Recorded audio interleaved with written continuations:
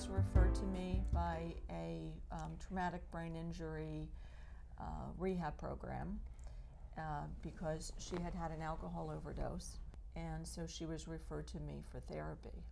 So I first met you on May 30th in 2008. 2008, and we remember that date because Laura's father had just passed away. The day before. And he was a big support to Laura and to your daughter. We did a lot of education, a lot of case management, trying to get her to appointments and things like that, right? Yes, tons of challenges. Lots of challenges. And so through the course of our treatment, I found out that she was homeless, and that that she had this whole history of alcoholism. I had heard about the NOFAS group because I have a nephew who was diagnosed with fetal alcohol syndrome. And so we reached out to the NOFAS group, and we talked to Kathy Mitchell, and she sent us some information. One of the things she sent us was this book. We started looking through all the pictures of these beautiful kids, and we came across this picture, and Laura said, "Oh my God, that's my daughter." And it's on the front, and there's this one.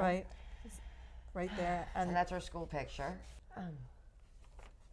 Well, just once I saw the picture, I knew, I just knew my father was somewhere involved. We called Kathy Mitchell and talked to her, and came to find out that Laura's father knew Kathy and had been very involved with the organization, and that's why Laura's daughter was listed in here. And yeah, he was just a really big part of her life. Yep. When I was out in the throes of addiction, he did a lot of weekends and taking care of her and getting her appointments when I was unable to do so. He was also the one that first took her to Georgetown to have her diagnosed. She asked me if he could take her to the doctor, and I because of my disease, when the throes of addiction, I was like, okay, go ahead. And that's when he called me and had me to come to his house and told me, that she was diagnosed, and it was a big shock for me. I was already in a 12-step program, but I really was struggling with the shame with drinking during pregnancy. Through connecting with the NOFAS group, Laura was then able to connect with the Birth Mothers organization. It helped me to realize that there was hundreds of thousands of women who were affected, who have the disease of alcoholism, and have children who have FAS and FASD, and I don't have to do this alone. So that was it was a huge help in recovery.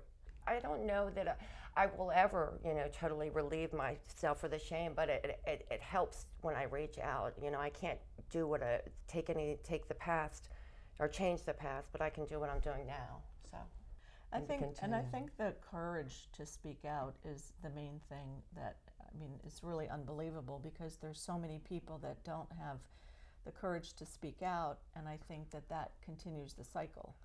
And, when you can start to speak out and talk about it, and talk about how you feel, and connect with other birth mothers, it's such an important piece of recovery. When I reach out to and get to meet all these other women, it's amazing.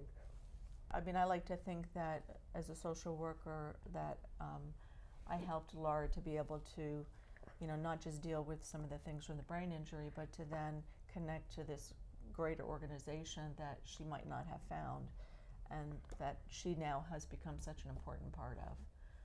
I went to the first conference that Laura spoke at, and she was really scared, and she got up there and conquered her fear and just talked from the heart and told everybody her story, which was really, quite amazing. Next month I'll be celebrating 13 years of sobriety. That's amazing. And my daughter will be 22 next month. One of the amazing things about Laura is that she's been able to be an advocate for for other women, for herself, for her daughter, and for the other community. adults with disability. Yeah, and Tons of, adults that's with what I do now. disabilities, So right. that was just that's God's work, not mine. Right. Well, as a therapist, also you navigated so many things. Right. We had a lot to deal with. Social Security, you know, you name it. You know, Neuropsych HUD, you name evaluations it. and Everything. housing I mean, opportunities. occupational speech, neurologists. We had a neuropsychiatrist. We've had through so many different things that you helped me navigate through that I don't think that I knew of. You know, I don't know how I could get through that stuff.